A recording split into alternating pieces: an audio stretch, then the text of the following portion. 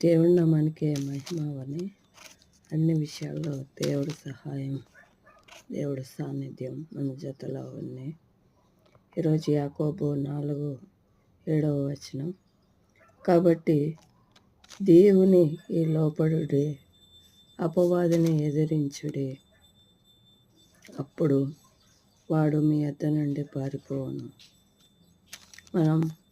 మన కష్టాలు వచ్చినా సరే, ఈ లోకంలో ఏ సమస్యలు వచ్చినా సరే, మనం దేవుడి కింద ఉంటే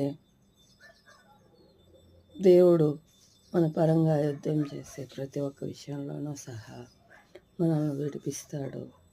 దేవుడికి ప్రతి ఒక్క దాని మీద అధికారం ఉంది. కాబట్టి మనం